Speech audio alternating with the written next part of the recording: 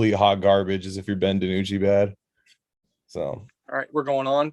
Yeah, it's getting does it tell you that we're going live? It says, yep, going live right now. I was just wondering what that looked like for the hot garbage as if you're Ben DiNucci bad. All right, cool. Right. We're all set. Let me just tweet it out real fast. And then we are good. Freaking Giants, dude. Oh yeah, I'm supposed to ask you. I saw that fool, dude. It's like these guys, the Dodger fans all year, every week they're like, we're gonna be in first place by the end of the week, and then watch, it'll happen in the last week. But like they've been saying it all year. But it was at 3:30, the Giants were winning and the Dodgers were losing, and then they won and we lost. So now we're only up by one game again. Yeah. 100 wins, and we're gonna get a wild card. Insane, dude. That is a wild division that happens, and that's like going 13-3 and playing in the wild card game or something like. Right. Yep. Yeah, that's insane.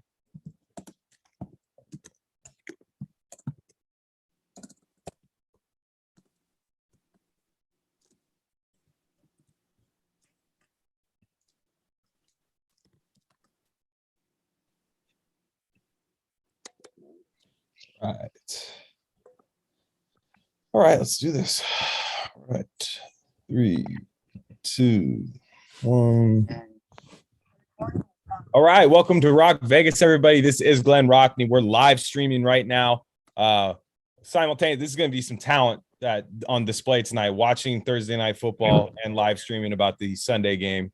It's going to be incredible. Hopefully we can get this going, and hopefully I don't get too distracted. So Matt Fallon's with me. He's a little bummed about his San Francisco Giants. That's okay. They still won 100 games. That sounds like rich people problems to me as an A's fan. But I think the Raiders are going to take care of business this weekend. How you feeling, man? Cautiously optimistic. I can't tell you 2 years in a row, I'm like, okay, maybe we'll turn the table here. And I think like if they lose Miami, that's just that is worse than losing to Atlanta last year. Yeah. I think. I think Atlanta stunk last year, but Miami just got beat 35-0. They got their backup quarterback in there. Their O-line is in shambles. Mm-hmm. So, and considering the like quality of the 2 wins they just had, right? And like they beat the Saints last year, and that was like a great win, you know. Then they've kind of fizzled out. Then they went on a 4-game winning streak, and then they fizzled out again. But I think like barely beating Carolina in week 1 last year, they were bad. And then we upset the Saints because it's the first time in that new stadium, and it's we're playing our hearts out because it's Monday Night Football. Right. And so I kind of felt the same way about the Ravens game. I was like, okay, you know what? It's Monday Night Football, first time with fans in the Death Star. They're playing out of their minds. So following that up and going and upsetting Pittsburgh in Pittsburgh and dominating every facet of the game. I think Miami, that would be a total, just complete meltdown if they lost that game. Yeah. But in my head, I want to say, yeah, they're going to win. However, as a Raider fan, I just can't. I like have that weird feeling in the back of my head that I do think they're going to come out a little flat, but the Raiders, I think they've come out flat in 90% of John Gruden's games. So, yeah, I'm with you. I'm with you on that. And one thing I am a bit nervous about is how I'm not saying Derek Carr's seriously hurt, but I do think his injury was definitely one of those ones that felt way worse the next day than during the game. You know what I mean? Everyone sprained an ankle. Everyone sprained an ankle where you're like, all right, it's good. I'm good for a while. And then like, as soon as you sit down and try and then stand back up, you're like, I'm fucked. So I wonder about that, coupled with the offensive line, because what Carr's been doing so well this year is scrambling and creating a little extra time for himself because he doesn't really have it, to be honest. And right. Is he gonna be able to create that extra 1.5 seconds so Henry Ruggs can get open deep? So or even the plant, because what ankle was it? Is it his back? It was his plant back leg, right? And then you need that to drive. You need that to drive. And also, it's kind of wild to me that, like, I mean, it's off topic, but that they didn't throw a roughing the passer penalty on that play because he rolled into him like 4 seconds after he threw it. But I mean, we scored the touchdown anyway. That was the Foster Moreau touchdown, if I remember correctly. Yeah. Oh, it was a beautiful throw. It was a beautiful throw. So I'm worried about that. Another thing I'm worried about now, I'm saying this as somebody, I think they're going to handle business in this game. They just seem like they have a little bit better of a locker room setup than they have the last couple of years, just for whatever reason. But I'm a little. I don't see the like the locker. I hate to use the term cancer, but I don't see the locker room cancers like the Brett Browns and who's the LaMarcus Joyners, like the guys that are underperforming, but they're also bringing down everybody around them. Arden Key, you know how many all those guys that like people were complaining about, bitching about the Raiders organization after. Oh, see, everybody hates doesn't like playing for Gruden, blah blah blah blah. You notice how like people that play well generally like John Gruden. Yeah. And then the people that like, okay, all three of those guys underachieved as Raiders, but instead of like saying, hey, it was my fault, I could do better, they blame the organization and the locker room and da da da. Right. I guarantee they were bringing like everybody around them down. Yeah. And so now all of a sudden the team looks like everybody gets along. Like it doesn't seem like they have anybody that is like, that cancer of the team. The only person that I would say could end up being that is Farrell, but he seems like he's a lot better of a dude than that, Yeah, and even then it's like, they gave guy like it seems like everybody wanted Max Crosby as a captain, and he said he'd never been one. So you see guys like that stepping into the role. Anyways, that's not the issue. They got to win this game. It's Jacoby Brissett behind like a paper mache offensive line. You got to win this game. Now, I've seen people tweeting about like they like think Brissett is like better than Tua, and like Tua stinks, but Brissett's not good. So this idea, if Brissett comes out and tears your defense up, then you have major issues. But like people are saying, like, oh, like Dolphins scare me more with Jacoby Brissett. Like, no, not it just at all. doesn't. You know why they're saying that? They're saying that because Tua got yanked for Fitz last year against the Raiders, and Fitz miracle. Yeah, Brissett's not Fitz. Exactly. So then the other thing I will say is Miami's strength is their secondary, and the Raiders haven't quite. I guess you could say the Ravens, but the Ravens were pretty banged up. Like Peters was hurt and guys like that. So the Dolphins' strength is their secondary on defense. So we'll be interested to see if like Ruggs and Edwards can win against Xavier Howard. They got Jones and Howard. Byron Jones, Xavier Howard, and then who's the safety? The safety's good too. I can't remember. What's his name? I don't know why I can't remember his name, but he's good. I know. Yeah. I was just looking it up like right before we got on here. They have three legitimate like NFL caliber players in that secondary that are like Pro Bowl level. But yeah, I mean, like we talked about it a little on Sunday, I think. I'm not quite sure. No, I'm just kidding. But no, I think, the run game has been so awful. And that's like the surprising part to me. We talked about this in the preseason where the Raiders can't be one-dimensional this year to succeed. And they have. Even more than last year. Like they're way more one-dimensional than they were last year. And it was a problem last year. So, I mean, to me, I'm like, okay, the Raiders need to rush for 75 yards on Sunday and they will dominate the game. Like Jacobs, if he plays, which I don't think he's gonna. He shouldn't. But he shouldn't. But I mean, hand the ball to Peyton Barber, hand the ball to freaking Drake and get 6-7 yard chunks, hopefully. But I don't think they will. But I'm saying, we talked about it too, where the short pass game is their run game. Throw it to Drake. But I'm saying that's fine. When I'm saying when I'm saying run the ball, I'm talking about that too. Positive first down plays. That's what you need. Yeah, and that's what they need. And I think, in keeping the ball out of like Lamar Jackson's hands, right? That you want to do that when you play the Ravens and like the Pittsburgh. You don't really want to give the ball to that offense, even though Big Ben kind of stinks now. They have a lot of weapons. I don't know that they're like, and like, I hate this sounds like a jinx, but there's nobody like on Miami that I'm like, this guy is going to tear us the fuck up. And I'm waiting for Jalen Waddle. Jalen Waddle's kind of scary. Like Will Fuller's coming back, and scares me that he might burn Casey Hayward a couple times. Devontae Parker's solid. It's not bad. Yeah, they have weapons, but like, who's feeding them the weapons? Like, who's feeding the weapons? Yeah. Like, you have. So like, I guess like I think we created three turnovers on the year so far? Two and and then I consider the fourth one and a turnover on downs. So I would say 3 plus a turnover on downs. Yeah. Gotcha. Oh yeah, the 4th and 1 against Pittsburgh. Yep. Yeah. So we've had 4 turnovers on the defense that have given the offense the ball in positive territory. Mm-hmm. And so I think like for me, that's like what we talked about in the preseason, where our defense doesn't need to be top 10, and they're not, but they're playing at a top 18 to 20 level, they're creating turnovers and they're hit. I mean, on Sunday, I was so proud of those guys, man. They were just, every time somebody caught the ball, they were getting hit by 3-4 guys.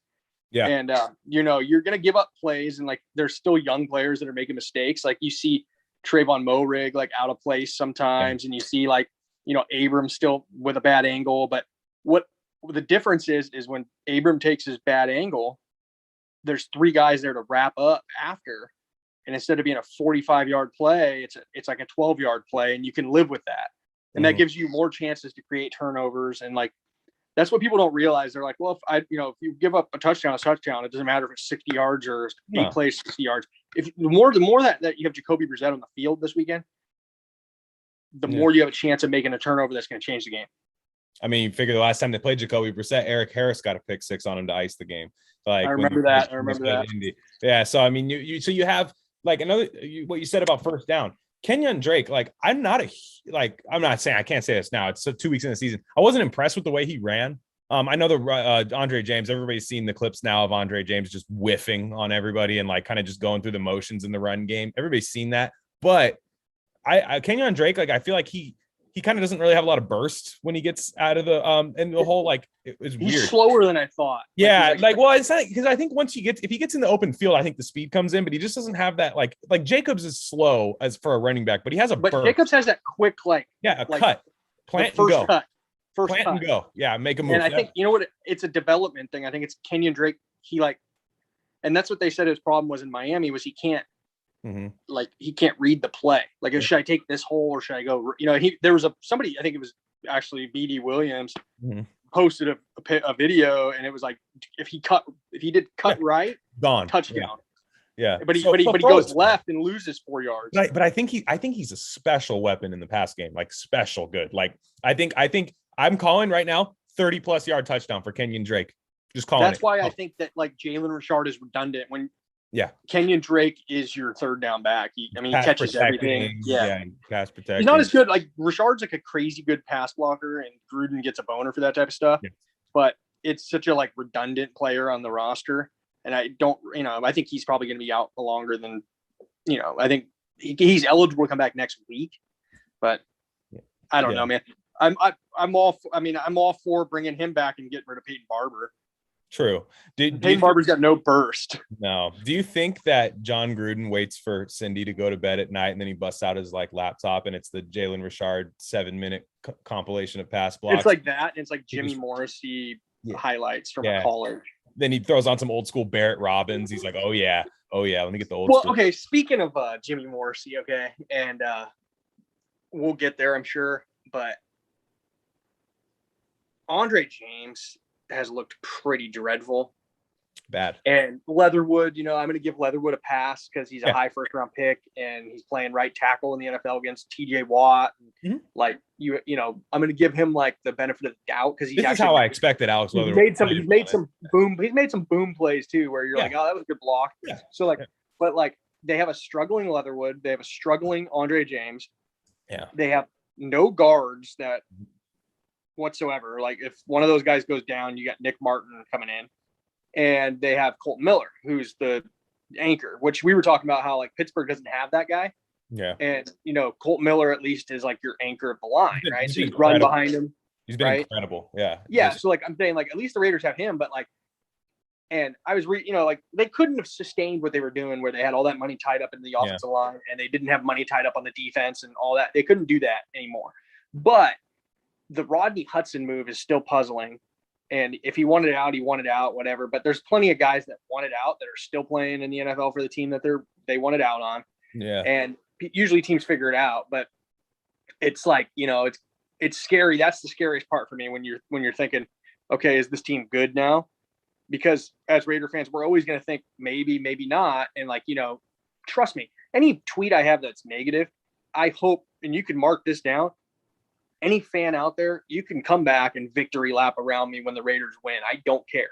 Yeah. I want them to win. I'll run with you. Yeah. I'll run with you. Like with Carr, right? If Carr keeps this up, I'm glad to say, hey, you know what? I was wrong. He's got it.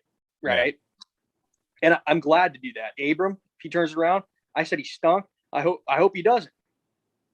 Arnett, I said he stunk. It kind of seems like he does, but it is what it is. I want every player on that team to succeed, but I don't see Andre James being a good football player, and that's just me. So no, I don't see it. I don't get, like, again, I was saying this on maybe, I don't know if you were on with me, but like there was another time where I was like, what did they see in Andre James last year? Was he taking Malik Collins and just Hulk tossing him out of the stadium? Like, where they're like, this guy's incredible, dude. Like, we have to keep this guy. Like, Rodney can't do this. Like, I just don't, I fail to see what happened. And like, a lot of fans are like, oh no, man, like we're not there at the practices. And I'm like, yeah, but I don't pay guys till I see it in the game, man. It's not so much that they decided to give him. Well, okay, let's put it this way. If they decided to give him the job just as a UDFA on a UDFA contract, prove it to me, then your contract's coming. I could maybe see that.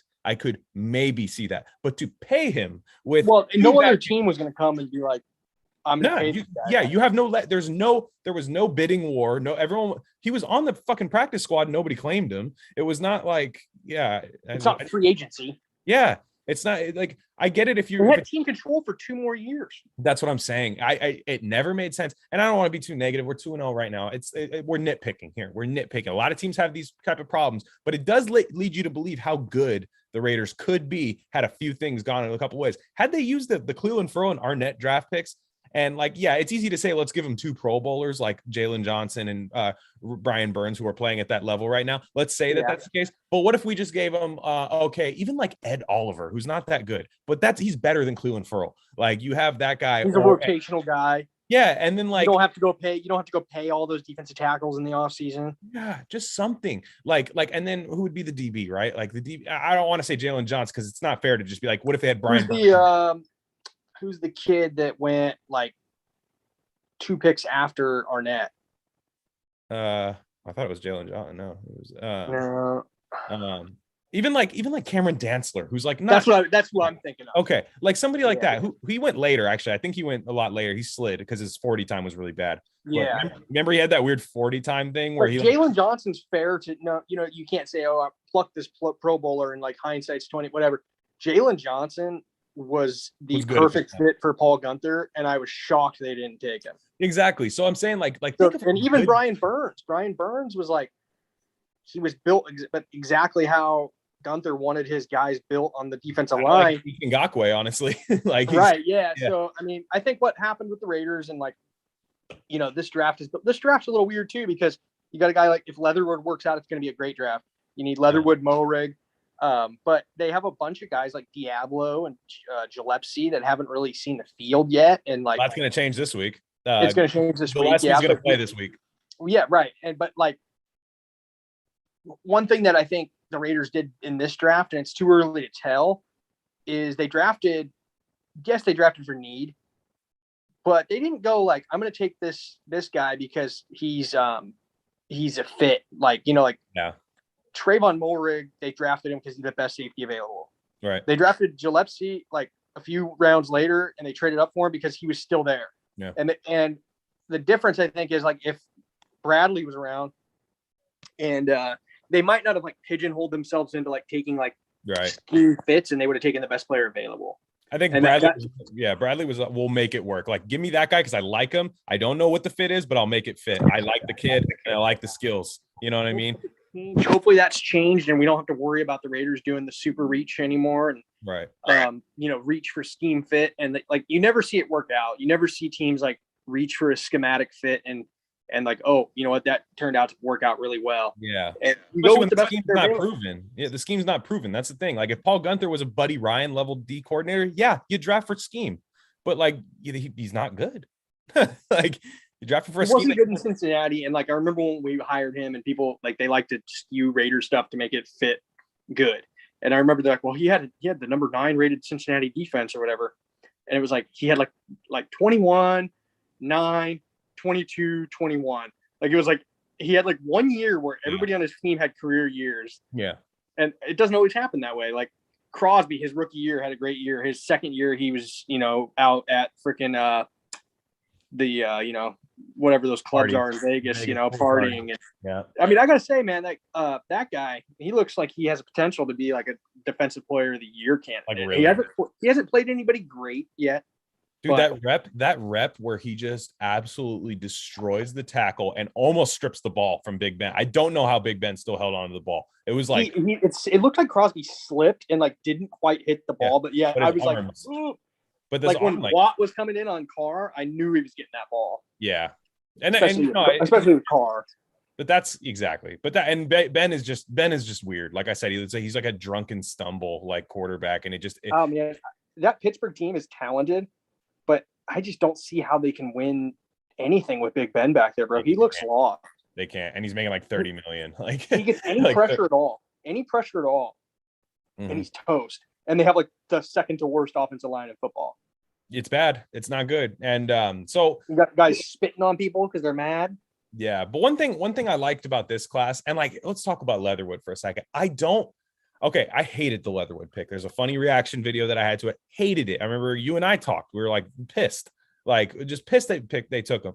Now I've like warmed up to the pick a little bit, and I'm not discouraged. Like he's not playing well. I'm not going to sit here and say he's playing well. He's not. But this is rookie tackle. Colton Miller, awful his first year. Awful. And I think these guys, I think it is fair to compare the two because both guys are toolsy. Both guys are big, athletic, can move. And Leatherwood being coached by Tom Cable. Exactly. And they both long arms, and they're both like I knew Leatherwood was going to struggle this year. That's why I was kind of scared to like, shit, we're starting this guy like year one. And now I get why they did that. He was a 4-year player at Alabama, Gruden's head, 4-year player at Alabama, got to be good, right?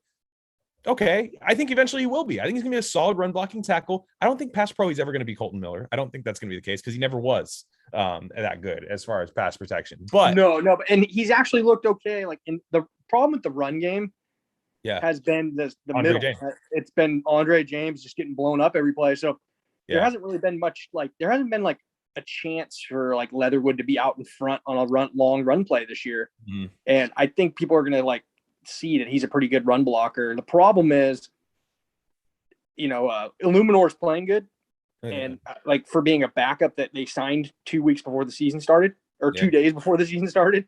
But he's not good against the run. And Simpson is, but like when you have James and you have Illuminor in there just getting blown up every play on run plays, you're not going to get like to see Leatherwood work on, they've had their longest run of the season so far is like that touchdown Jacobs had for 14 yards or like, they haven't had one where you're like, oh, that's great blocking because they haven't had a chance to, but they're also, I don't mind this. There's been times like where I'm like, Gruden is way too conservative and like the Raiders are getting everything they want in the air. And he's just running these little 3-yard runs to Jacobs. Mm-hmm. Like, dude, I want to be as pass heavy as possible. I want to be able to run the ball, but I'm fine with passing 70% of the time.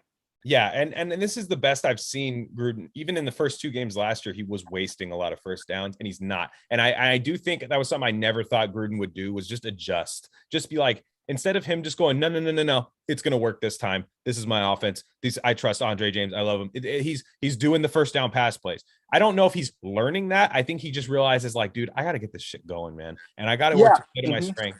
I think he's starting to get that. We'll see in the second half of the year. Second half of the year is usually when he starts getting really conservative and really like not adjusting as the league adjusts to him. But I do think that Gruden, you're in a playoff race, and he's like wants to get on, get that 3rd and 1.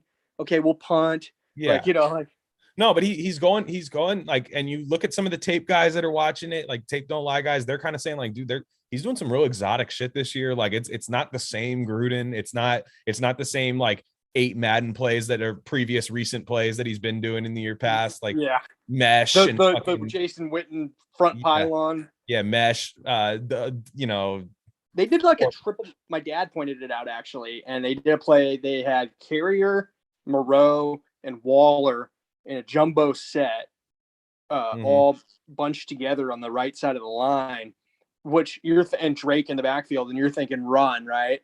And they ran he ran like a really cool play with all 3 tight ends. And I think it ended up being like that, like 19-yarder to Moreau. Yeah. But it was like a couple more seconds. He had Waller for a touchdown. And like, there was just like, it was such a good play. And I'm like, that's what they were missing last year with Witten on the field. And like, I think he's this year. And like, I like to give credit where credit's due. We've talked about it before where like misuse of weapons and stuff, but like, Henry Ruggs, he's using him correctly. Like he comes in motion, he hands him the ball a couple times, and then on another play they put him in motion and faked it to him, and all of a sudden the whole right side of the field's open, and you get 20 yards to Waller, and it's like that's just stuff that Gruden didn't do last year, and I'm stoked to see it. And like even the aggression on the 61-yard touchdown to Ruggs, like right there, he could have got pretty conservative, and I'll give credit where it's due again. I mean, that's the first time I've seen Carr act like Rich Gannon. Yeah. And Kill like, shot. and he said he had Waller sitting. Yeah. Yeah, I don't know if you saw fine with either one, but yeah. I don't know if you saw that replay. He had Waller sitting for 16 yards, sitting right there on the logo. And he had pressure in his. He had pressure in his face, and instead of just dumping it to Waller, and it would have been a fine play. Yeah, I wouldn't have hated it. Right there, first down. Raiders are driving. He just goes for the kill shot, and him and Gruden are hugging, and dude, that's fun to see. And I think that from what Gruden was saying, that was the first read was Waller. Yeah. And he decided nope, and he checked, and that's what I think Gruden. That's what was missing last year. Like when people bash Carr, it's hey, check off of that first conservative look that Gruden gives you and go for the kill shot.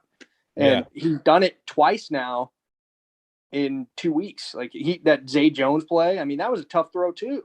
Yeah, so I mean, they like Ruggs. I think he trusts Ruggs now too. Give me my jersey, bro. Yeah.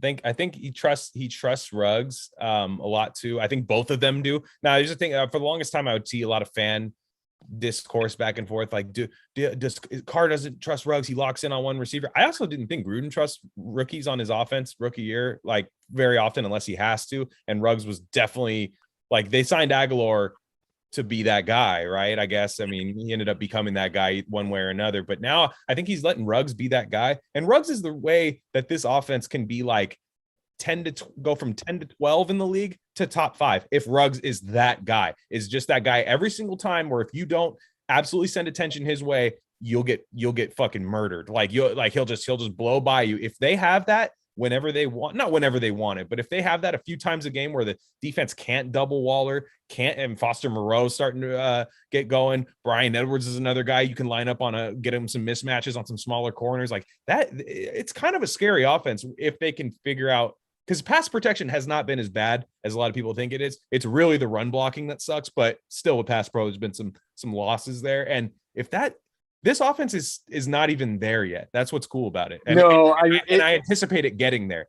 It has not to me looked as good as it did through 2 weeks last season. Mm-hmm. And here and there. I think they're better on first down than they were last year. I'll give you that. They're not getting as many chunk plays. Yeah.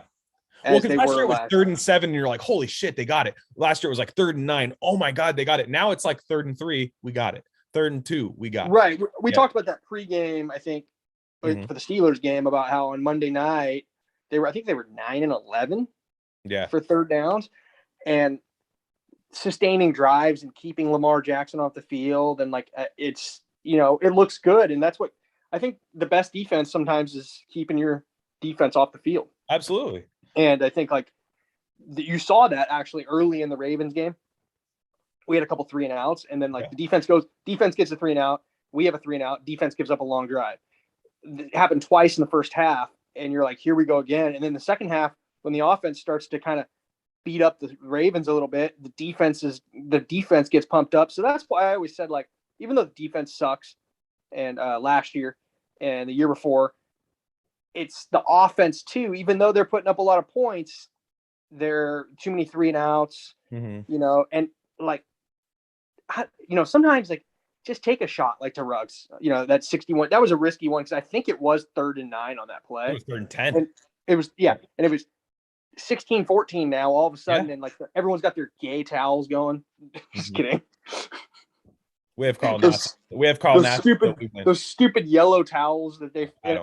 My favorite part was seeing all the sad kids with their towels, like holding their towels. They're not waving them anymore. And I'm just like, you deserve that for waving that stupid towel all game. Exactly. And that's what, like, the Raiders last year, they just couldn't do that. Like, they just didn't have that kill shot ability. I would say in the beginning of the year, whatever, they won a bunch of games, but every game that they won was like a miracle. Like the Jets and like the the first Chargers game where, Isaiah Johnson made his only play as a Raider. And like, but in like that Steelers game there, I felt like if they didn't score a touchdown on that drive, I didn't feel comfortable winning that game. No. And it was like, I think Gruden felt the same way and he went for it. And like, that's what you like to see is like, instead of like we could all as fans see it coming. Like they scored, Najee Harris, hasn't ran all game. He breaks a bunch of tackles and the crowd's going crazy. If the Raiders went 3 and out, that game's over.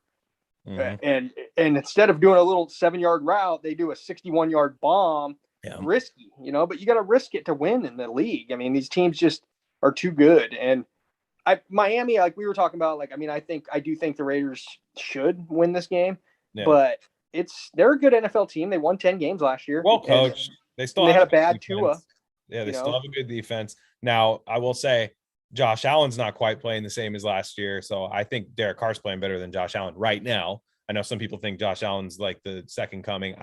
I don't, but I think they're playing better. And Carr, let's be real, last year, Carr was injured against Miami last year. He was playing off of a groin injury from that Chargers game. I think we all thought he was going to miss that game. He was going to miss that game, and he played well.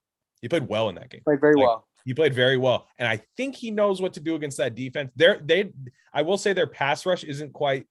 This is going to be the worst pass rush that they've played, in my opinion. I mean, who's Jalen Phillips, and then they have Wilkins. And they lost Devin Godchaux, who used to kill the Raiders. They have Wilkins in the middle, and they have Jalen Phillips, but I don't know the veteran that's opposite of Phillips. I can't remember who it is. But I was looking, and they're not. Like their win percentage on the defensive line is well below average. And actually, like it's the first not great run defense the Raiders have faced. Yeah, because Baltimore and Pittsburgh are both top 10 run defenses, and Pittsburgh probably being like top 5. Emmanuel Ogbah is who you're thinking of. That's what I was thinking of. Yeah. So I mean, Emmanuel Ogbah doesn't scare me against Colton Miller. He's more of a run guy. He's more of a stop the run guy. Yeah. And I think that it's just going to come down to, like you said, like getting, 7-8 yard chunks on first down. And they need to be able to run the ball a little bit. I don't think they're going to be able to sustain not running the ball at all. Yeah.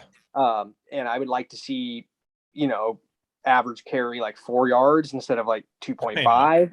I know. Run it how they did at the end of the game against Pittsburgh, because that's one thing I will say that they did towards the end of the game is when Pittsburgh knew they were going to run the ball, they actually ran the ball.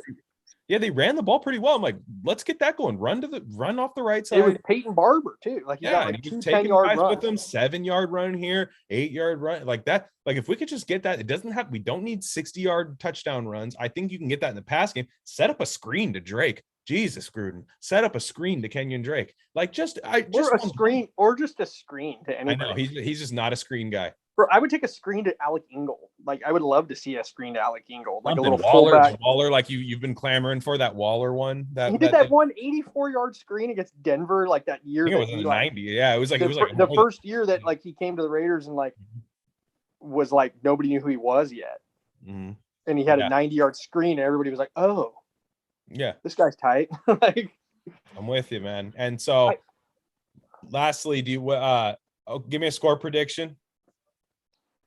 Yeah. So actually, I think I was pretty close on the Pittsburgh game.